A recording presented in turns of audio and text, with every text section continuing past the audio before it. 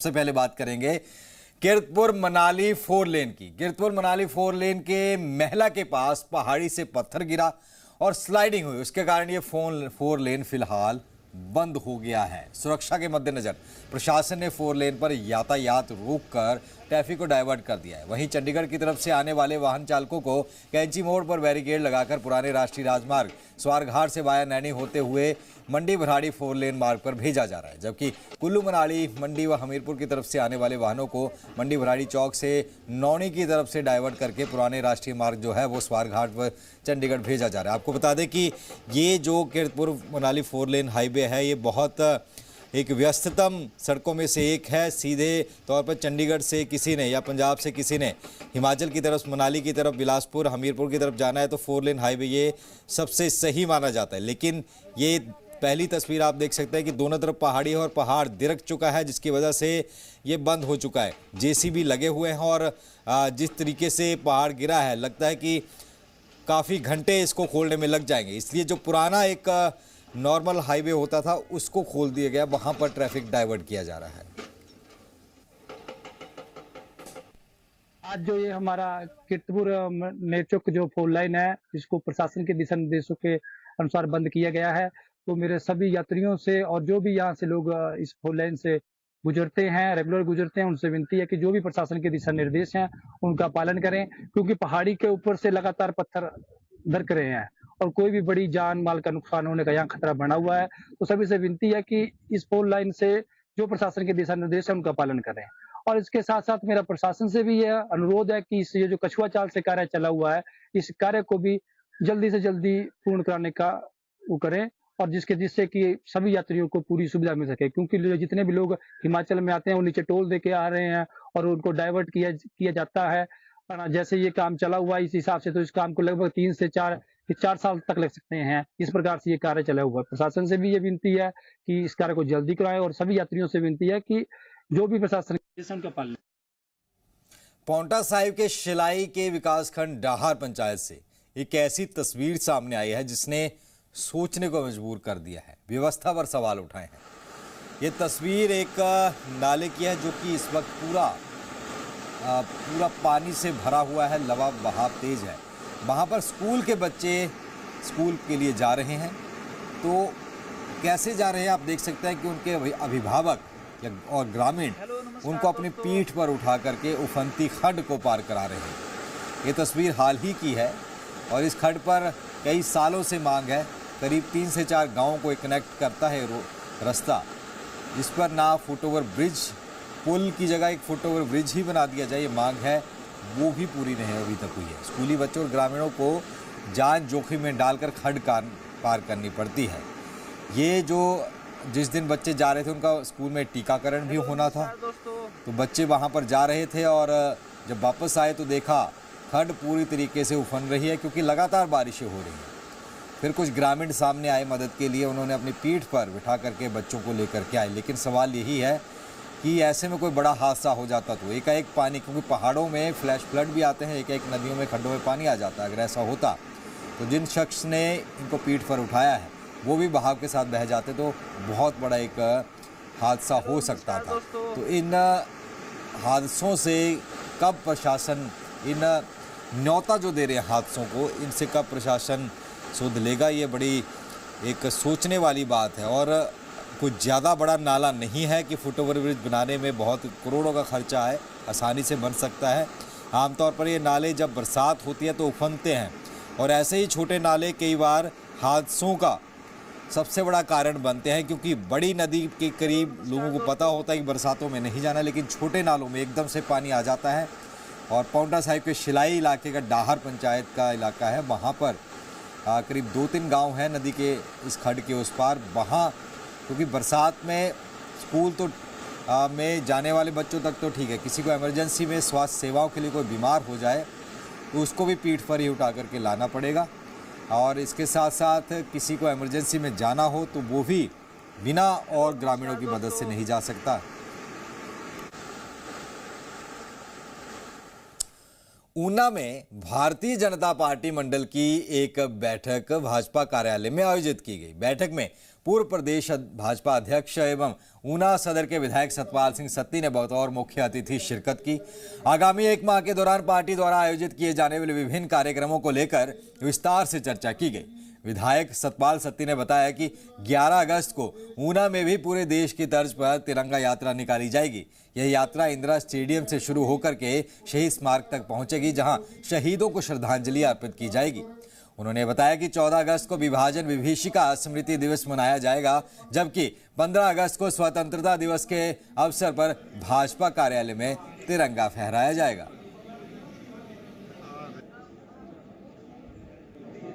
सरकार की जानकारियां सब लोगों के ध्यान में हैं और दी भी जाती हैं। हर मीटिंग के अंदर बताया जाता है।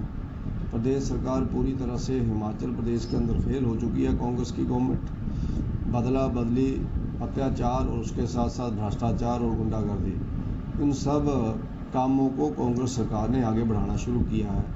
वो समाज के चुने हुए जनप्रतिनिधियों को, भाजपा से के समर्थक लोगों को झूठे केस बना करके विजिलेंस की रिपोर्टें तैयार करके उनको परेशान करने की कोशिश कर रहे हैं। इसके विरोध में भारतीय जनता पार्टी ने शिमला में धरना भी दिया 5 तारीख को और मुख्यमंत्री जी के घर का घेराव भी किया 5 तारीख को। लेकिन आने वाले समय में भी ऐसे प्रदर्शन जगह जगह किए जाएंगे और अभी विधानसभा 21 अगस्त से चल रही है, सितंबर महीने 3 तारीख तक चलेगी, उसमें भी इन सब मुद्दों को उठाएंगे। संत शिरोमणि रविदास जी महाराज की 650वीं जयंती के अवसर पर शुरू की गई कलश वंदन यात्रा का नादौन के डगोह में समापन हुआ, जिसमें सांसद अनुराग ठाकुर सहित भारतीय जनता पार्टी के कई नेता, संत समाज तथा अन्य लोग शामिल हुए। जातिवाद से ऊपर उठकर समाज के उत्थान के लिए काम करने के उद्देश्य से देश भर में रविदास जयंती पर कार्यक्रमों का आयोजन किया जा रहा है। आगामी 7 महीनों तक संत शिरोमणि रविदास महाराज जी के संदेश को जन जन तक पहुंचाने का लक्ष्य तय किया है और इसके तहत ही नादौन में ये कार्यक्रम हुआ, जिसमें अनुराग ठाकुर ने मुख्य अतिथि के तौर पर शिरकत की और इनके साथ साथ कई और भाजपा के और वरिष्ठ नेता भी नजर आए। जिसके 650वीं जयंती के अवसर पर भारतीय जनता पार्टी ने तय किया है, देश के हर कोने में शिरोमणि संत श्री रविदास जी महाराज की उन विचारों को लेकर जाएंगे जो जातिवाद की नकारात्मकता से ऊपर उठकर सकारात्मक विचारों को जन जन तक पहुंचाएंगे, जातिवाद से ऊपर उठकर समरसता का संदेश पहुंचाएंगे। इसलिए समरसता संकल्प अभियान ये देश भर में चलाया गया। उधर हिमाचल प्रदेश के तकनीकी शिक्षा मंत्री राजेश धर्माणी ने स्वामी विवेकानंद राजकीय महाविद्यालय घुमारवीं के विद्यार्थियों से संवाद किया। विद्यार्थियों से आत्मनिर्भर बनने के साथ साथ आत्म विकास पर ध्यान देने की धर्माणी ने बात कही। तो वहीं संचार कौशल, नेतृत्व क्षमता, सामूहिक चर्चा और सकारात्मक सोच को बनाए करके जीवन का एक अहम हिस्सा बनाने की बात भी उनकी तरफ से कही गई। बच्चों के साथ इंटरेक्शन करने से हमें मालूम पड़ा कि बच्चों की एस्पिरेशंस क्या है, उनकी क्या एक्सपेक्टेशन रहती है, उनका लर्निंग लेवल क्या है, और क्या इम्प्रूवमेंट एरिया है जहाँ पे हमें फोकस करना चाहिए, बच्चे को फोकस करना चाहिए। तो इसमें जहाँ मैंने अपने जो एक्सपीरियंस थे वो शेयर किए, सारी चर्चाएं जो है उसे की हैं और अपनी पर्सनैलिटी डेवलपमेंट के ऊपर फोकस करें कि बच्चों से सिर्फ यही एक्सपेक्टेशन पूरी सोसाइटी को, पूरी फैमिली को है कि बेहतर वर्जन का तैयार हो और अपनी सेल्फ डेवलपमेंट के ऊपर वो फोकस करें। तभी हम जो है एक अच्छा मैन पावर जो है तैयार कर पाएंगे। हमारा यूथ, हमारा जो भविष्य है वो हमारे लिए एक एसेट बन सकता है। वहीं बिलासपुर जिला पुलिस द्वारा नशा तस्करी के विरुद्ध चलाए जा रहे अभियान के तहत एक बड़ी कामयाबी मिली है। 4 किलोग्राम चरस के साथ पंजाब के 2 आरोपियों को गिरफ्तार करने में कामयाबी हासिल की है। मल्यावर लिंक रोड पर चेकिंग के दौरान एक वाहन को संदिग्ध पाया गया, तो चेकिंग की गई तो 4 किलोग्राम चरस बरामद हुई। वहीं वाहन में 2 लोग सवार थे, जिनकी पहचान 22 वर्षीय रवि कुमार निवासी पंजाब तथा 28 वर्षीय सुखबीर, ये भी पंजाब का है, इन दोनों के रूप में हुई। वहीं दोनों आरोपियों के खिलाफ घुमारवी थाने में मामला दर्ज हो गया। दो तस्वीरें हम दिखा रहे हैं, एक बिलासपुर का रोड जहां पर ये वाहन पकड़ा गया जिससे चरस बरामद हुई है कई किलो में, और दूसरी तरफ दोनों आरोपी जो पंजाब के रहने वाले हैं, हिमाचल में बिलासपुर में ये पकड़े गए हैं। अब पुलिस ये पूछताछ में जुटी है कि किसके नशा लेकर के आ रहे थे, किसको देना था और कब से इस नशे में जुड़े हुए हैं और कौन कौन इनके सिपह सलार हैं, सारी छानबीन की जा रही है।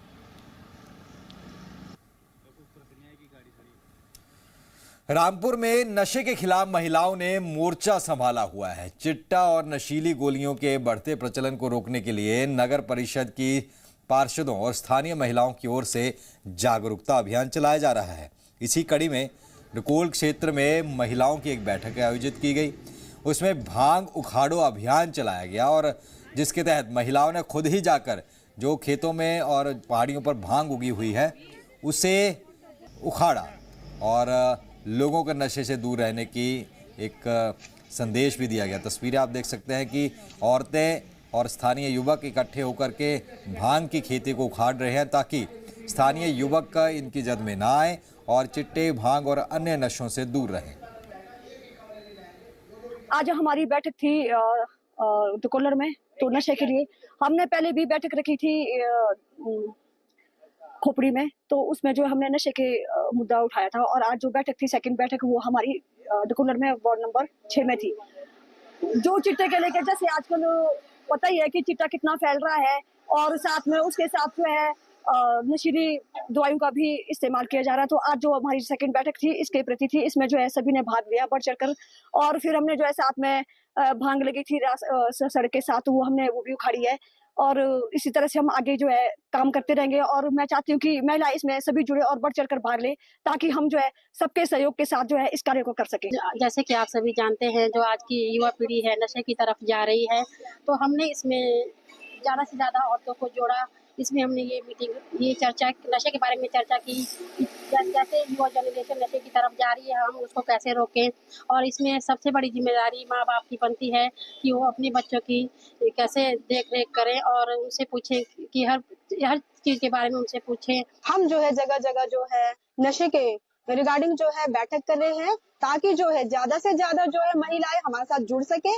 जो हमने ये मुहिम चलाई है नशे के खिलाफ, हर घर से हर महिला जो है आगे बढ़ चढ़ कर इसमें भाग ले, ताकि जो हम महिलाओं की बड़ी संख्या इसमें जोड़ सके और नशे को जड़ से खत्म कर सके। वार्ड नंबर 5 के पार्षद नीतिका गुप्ता जी के साथ मिलकर नशा अभियान जो छेड़ा है, उसको नशे को रोकथाम के लिए हमने एक बैठक की।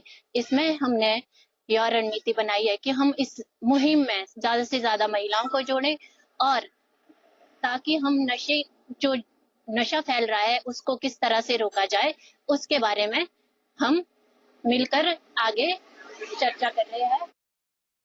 मशहूर धार्मिक स्थल पीर निगाह से माथा टेक कर वापस आ रहे पंजाब के श्रद्धालुओं की ट्रैक्टर ट्राली ऊना में खाई में लुढ़क गई, जिससे श्रद्धालुओं की कुछ चोटें जरूर आई हैं। हालांकि गनीमत ये रही कि जानी नुकसान नहीं हुआ। सभी श्रद्धालु मानसा जिला के पंजाब के रहने वाले थे और बोहा गांव के निवासी थे। ट्रैक्टर ट्राली में सवार थे। उसके बाद ट्रैक्टर ट्राली पलट गई, स्थानीय लोग पहुंचे, फिर उनको रेस्क्यू किया गया, श्रद्धालुओं को बाहर निकाला गया। घायलों को जिला के सरकारी अस्पताल में इलाज के लिए भर्ती इस वक्त कराया गया है। बाद में पुलिस मौके पर पहुंची, घटनास्थल पर पहुंची, मामले की जांच शुरू की गई। और दो तस्वीरें, एक अस्पताल की है जहां पर सभी इलाज उपचाराधीन है और दूसरी तस्वीर जो ट्रैक्टर ट्राली गिरी है जहां पर स्थानीय लोग और अन्य लोग मिलकर के ट्रैक्टर को आगे धकेल करके लोग जो फंसे हुए थे उनको रेस्क्यू कर रहे हैं। फिलहाल गनीमत यह रही कि इससे जानी नुकसान किसी का नहीं हुआ।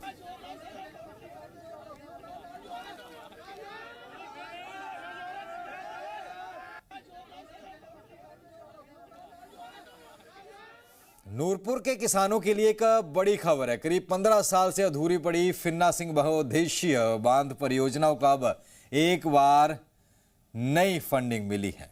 केंद्र सरकार ने चालू वित्तीय वर्ष में परियोजना के लिए 60.26 करोड़ रुपए जारी किए हैं। राशि जारी होने के बाद वर्षों से इंतजार कर रहे किसानों और क्षेत्रवासियों की उम्मीदें फिर जग चुकी हैं। दरअसल साल 2011 में शुरू हुई फिन्ना सिंह परियोजना नूरपुर के किसानों के लिए सिर्फ एक सरकारी परियोजना नहीं बल्कि खेतों में पानी और बेहतर भविष्य की उम्मीद भी है, जिस पर अब दोबारा से चीज़ें फंड आने के बाद शुरू हो जाएंगी। 11 पंचायतों के 26,000 के करीब लोगों को लाभ मिलेगा। पानी की सीधी सप्लाई आएगी, फसलें लगेंगी और लोगों के यूज करने के लिए भी पानी मिलेगा। मैं धन्यवाद करना चाहता हूँ सेंट्रल गवर्नमेंट का और हमारे माननीय मुख्यमंत्री जी का और honourable IPS minister deputy chief minister Mukesh Agnihotri ji का, जिनके कारण ये राशि जो है तकरीबन 7 करोड़ मतलब का सैंक्शन हुई है। तो वहीं बिलासपुर का बस अड्डा आजकल पानी की किल्लत से जूझ रहा है। पिछले 4 दिनों से पानी की समस्या के चलते राहगीरों को ना तो पीने का पानी मिल रहा है और ना ही शौचालय की सुविधा। गौरतलब है कि हिमाचल प्रदेश का केंद्र बिंदु बिलासपुर शहर के बस अड्डे पर रोजाना शिमला, धर्मशाला और कुल्लू मनाली जाने वाले काफ़ी संख्या में यात्री बसों का इंतजार करते हैं। ऐसे में पीने के लिए स्वच्छ जल की उपलब्धता ना होने से उन्हें काफ़ी परेशानी का सामना करना पड़ रहा है। दूसरी ओर बस अड्डे पर यात्रियों के लिए बनाई गई शौचालय सुविधा भी पानी की कमी के चलते प्रभावित है, जिससे यात्रियों को परेशानी का सामना करना पड़ रहा है। और बिलासपुर में क्योंकि एम्स भी है और अन्य कोई पर्यटक भी आते हैं, उनको भी उस मद्देनज़र काफ़ी रश रहता है, इसलिए उनको भी दिक्कतों का सामना करना पड़ रहा है। 3-4 दिन से यहाँ पर पानी नहीं आ रहा। ये चेक करवाया था आईपीएस वालों ने, उन्होंने बोला है कि पाइप जाम है, ये करवानी पड़ेगी या कनेक्शन आपको डिस्पेंसरी के पास से लेना पड़ेगा। ये हमने अपने ऑफिस में बता दिया है कि ऐसा पानी की समस्या है। एसओ साहब ने बोला है कि ये कर रहे हैं इसका निवारण। पीछे हमारा एक हैंडपम्प है, उसमें मोटर लगाने की उन्होंने अनुमति मांगी है। इंसानियत दिखाते हुए एक घायल बैल की मदद करने के लिए एक शख्स जब रोड पर पहुंचा तो खुद ही हादसे का शिकार हो गया। घटना की सीसीटीवी हम आपको दिखा रहे हैं।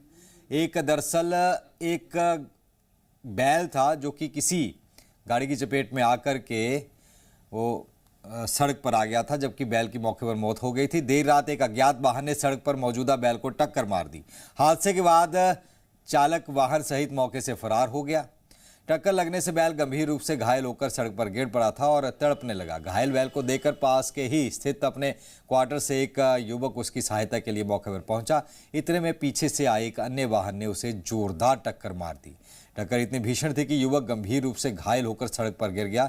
वहीं हादसे के बाद स्थानीय लोगों ने घायल युवक को तुरंत अस्पताल पहुंचाई। ये तस्वीरें हम दिखा रहे हैं कि एक शख्स जो था वो एक घायल बैल को देखने के लिए वहां पहुंचा, लेकिन पीछे से एक गाड़ी सामने आती है और किस तरीके से उसको भी टक्कर मार के चली जाती है। फिलहाल उसे अस्पताल में भर्ती कराया गया है।